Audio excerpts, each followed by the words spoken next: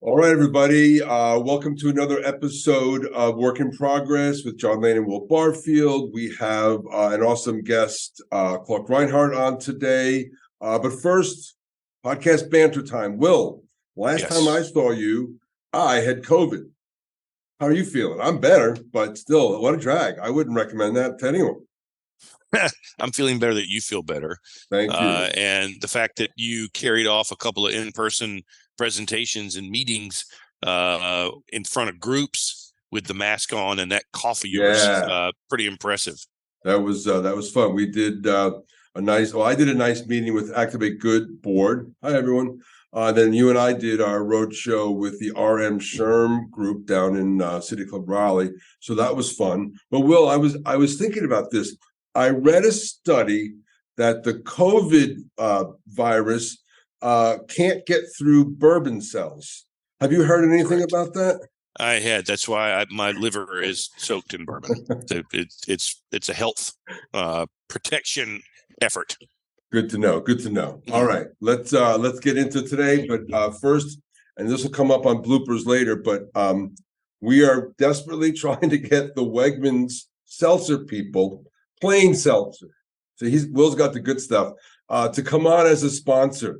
So I'll explain why that's a blooper when we get into bloopers. But let's get into today's show.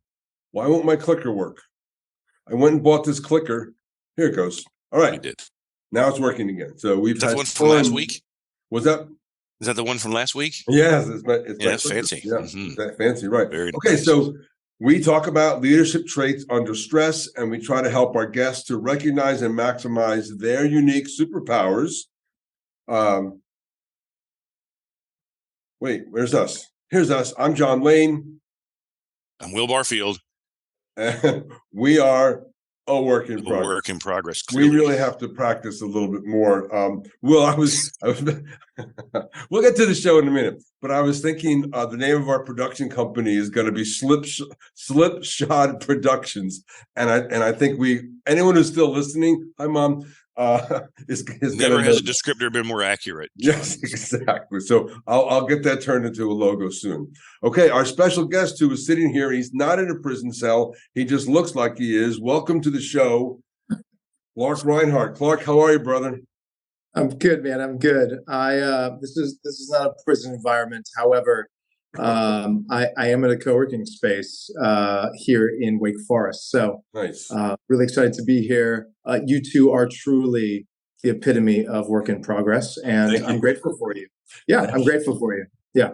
He's in Wi-Fi jail, actually, John. That's the problem, Clark. Oh, Clark, do me a favor. Pitch how good your Verizon 5G is working, so that we can try to get them as a sponsor. So say it out loud. Honestly, my Verizon has never worked better other than in a Wegmans store, honestly. So I've consistently been a Wegmans customer, particularly, purchasing seltzer and those types of things, along with the great packaged goods. And Verizon is a great key partner and stakeholder at Wegmans. I love it. And we are hiring for a head of biz dev. So you may have just made a short list. It's an unpaid position. All right. Yeah, you're welcome. As long as I get some of that terrible flavored water stuff that you drink. You might. So Clark, anything you want to tell anybody about what you do? I know you have this great picture of an empty lot. That must mean something to you. Yeah, it does. That's our skyline in downtown Raleigh. I love Raleigh and Wake County. I really live at the intersection of community engagement, community development, and economic development, and get to work with a lot of really fun people as a consultant now. And, come alongside of them for particular periods of time, help them work through issues, and then watch them flourish when they do the good work that they do really well. So I can vouch for that, brother. You do great work. Yeah, thank you. All right, let's get into this. Okay, so also, I don't really look like that anymore. That's like a really nice picture on LinkedIn. Was that before kids? I was like 22 and had no children. Yeah, so before kids. Yeah, for sure. I look a little bit like Edward Cullen. Now that there's like no skin tone at all. Right. Yeah. So, well, Clark, on our briefing, we forgot to cover this, but leave the jokes to Will and me. Okay. Fair enough. John doesn't like people funnier than him on the show. No, I do not. Okay. Wow. So let's get into the good stuff. So superpower versus kryptonite. Really, these are just the way we think about each of our individual gifts, and then how sometimes those gifts can kind of go to the shadow side, as our friend Sarah Glova, hi Sarah, taught us to say last week. So what we're going to explore today is, which do you have? If you have team members, how do you look at that? And more importantly, how do you recognize the signs and take action so you prevent the kryptonite from ruining a conversation or a meeting or a business deal or a family, et cetera, et cetera. We'll just say here, we use the OAD survey to unlock and define the superpowers. Anybody wants to know more about OAD, hashtag NCOAD, just look up Will and I will explain more. The thing to take away is that this is not just Will and I in our garage making stuff up. We do that, but not this survey. Right. So when we look at the survey, it comes out in 7 constructs. This is too much to get to. We'll break it down, but just know that all the definitions are English language and you'll understand them. Let's get into it. All right, Clark, so this is you, like we say every week on the podcast. How does it feel to be reduced to a tiny table? It feels great. And I suspected that my E was higher than in the allowable range. I think if it was possible to get an 11 or 12, my E would be an 11 or 12. That's right. We have to use the spinal tap scale, which we did not have access to this week. Let me break this down. So for those of you who can see this at home, and if anybody's still listening, the way to look at this table is you look at this little dot here, and it's the median line. Anything to the right is dominant. Anything to the left or stacked up is going to be subordinate. And so Clark's primary, most dominant trait is extroversion. Anybody who knows him knows that he's the original people person. He is stacked up on his assertiveness and his patience. And then, like a bunch of us on this pod, his detail orientation is a bit on the low side, which means not that he doesn't pay attention to detail. He doesn't, but it means more like he's flexible. He's happy to delegate, that sort of stuff. So, Clark, anything you want to add to this breakdown of you? Yeah, my wife might be watching this. The patience here is a lot more than typically manifests in our household. Right. So I'm working towards aspirationally being at level 8 on the patient side. So I love you, Laura, and I'm a work in progress. That's all I can say. Yeah, you definitely are a work in progress. Okay, so this is when I start to shut up. And Will, why don't you see if you can squeeze some of that good Clark juice out? Let's start with his superpowers. Thank you, John. Thank you, Clark. So, we're looking at kind of the generic superpowers here, Clark, for your builder negotiator profile. And, of those superpowers there's 5. We've got one highlighted in red. Why is that one that really jumps out at you when you think about your superpowers as an individual and a professional? I'm an eternal optimist. I think over time I've become more realistic and less idealistic. And I've lived somewhere around that kind of general optimism. We can do this. We can work hard. We can band together. And the more we do that, the better the outcome is. And I would say people generally would characterize me as someone who lives sunny side up and also presses towards mining for the good in people. And I think that's something that's a superpower of mine. Got it. Sounds believable, doesn't it, Will? Oh, yeah. I would put myself in that same bucket. My wife would agree with that. All right, let's get to the good stuff. Kryptonite. So weaknesses, talking about, dealing with stress, and we'll get to your Wi-Fi situation later in this pod and point that out. But, when you are Verizon 5G in stressful situations, we look at these 4 here. Again, they're generic constructs, but you ask us to highlight one in red that you really wanted to talk about. Yeah, I think it's really honest as a people person and an extrovert that I become too concerned with pleasing others, and oftentimes that manifests itself in me saying yes to things that I need to say no to. But I like you, and you asked me, and you asked very nicely, and so I'm like, oh, I would like to say yes, so I say yes, even though inside I'm like, woof, I should have said no. So are you saying that your kryptonite showed up when you said yes to come on the pod? Yeah, I also want to go on the record here, to be honest, and say I am likely the only Clark speaking about kryptonite on the podcast. Super interesting. which I also want to make note of, along the way. Not everybody lives in a phone booth with a cape, but some people have to do the hard work. Yeah. Hey, Hero Clark, gets used too much, but yeah. Before we leave the screen, John, as another serial overcommitter, have you started to figure out how to change that may overcommit at times into, are you managing that in a way where you're figuring out how to say no and how to say no gracefully? Because, there's something, there's that you get juice when you say yes. And then, then you look at the things you just piled up and it's like, I can't be excellent in all these things. And I'm going to let somebody down, including myself and, my family. Yeah, I think it's family. I mean, honestly, I'm 35, and I think at this point in my life, I know that I cheat my family a lot by saying yes to things that are not things I should say yes to. It doesn't mean it's a me not saying yes, i.e. me saying no means no forever. It just means no right now. And so I think being honest with people about the no right now, but not a no forever, is also something that has helped as a people person. I hate to let people down, but I'd rather give them a no that's firm and honest and transparent than give them a half-hearted yes like I used to. Yep. Nice. So, for the record, Clark, you don't look a day over 34. So just keep doing whatever you're doing. Yeah, it's the makeup for the show that y'all paid for is only the best. It's great. Only it's great. Yeah. All right, so now we're moving, Will, out of the generic and into some thoughts that Clark actually did some homework for.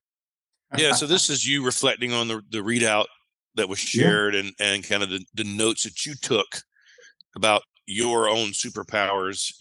What in here would you like to talk about, or why did you choose to pen these things down?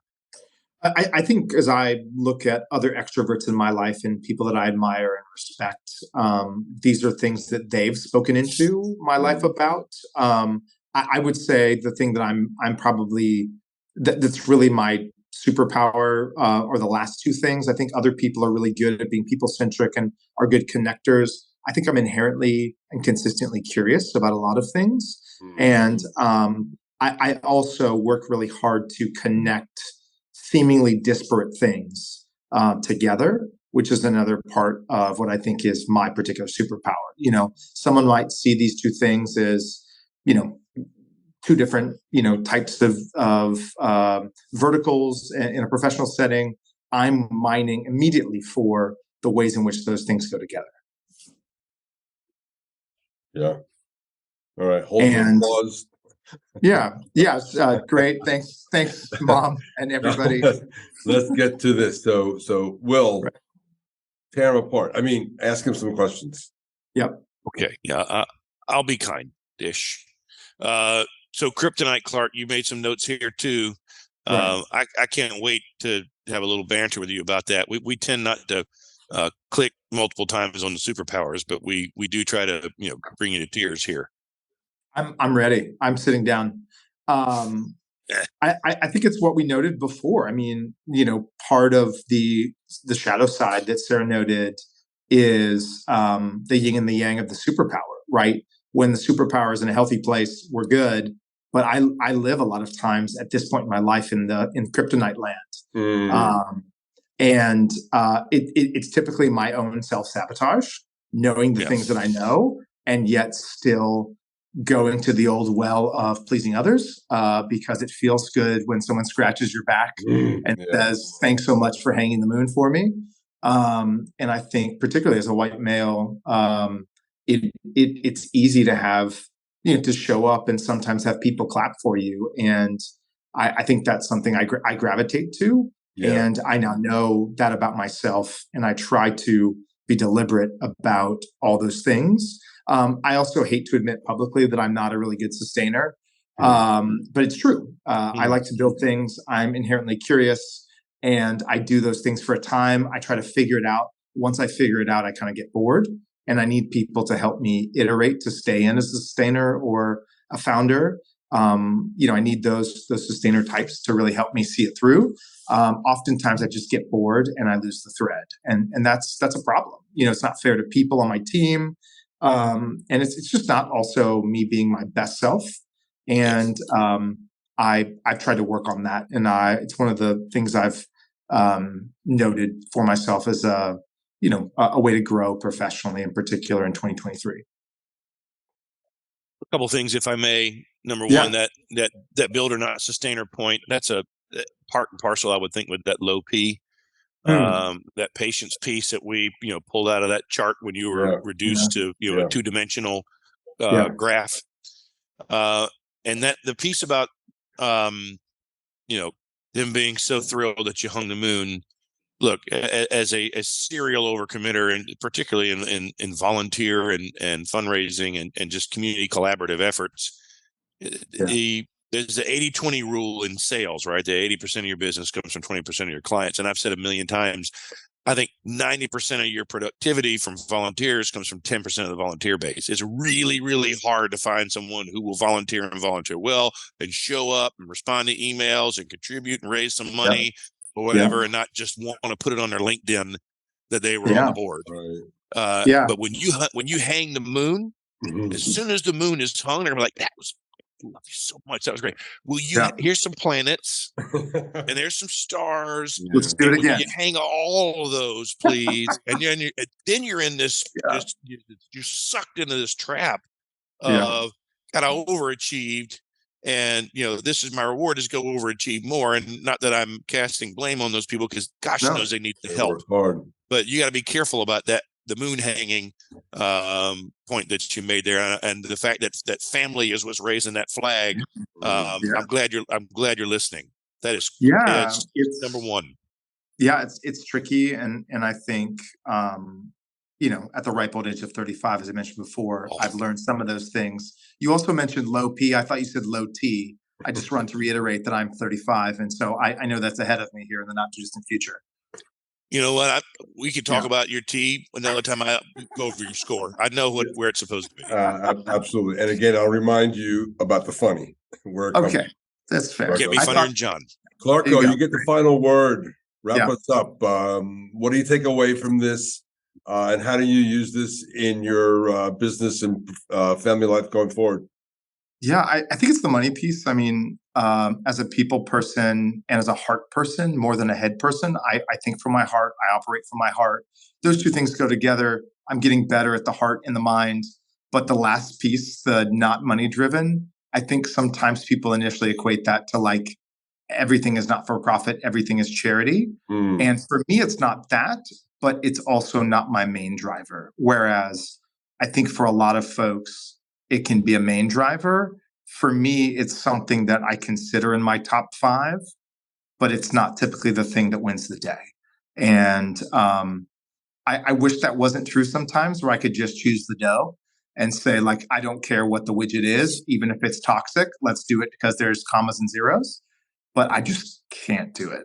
I just have a hard time with it. And I think that's a superpower and a measure of kryptonite.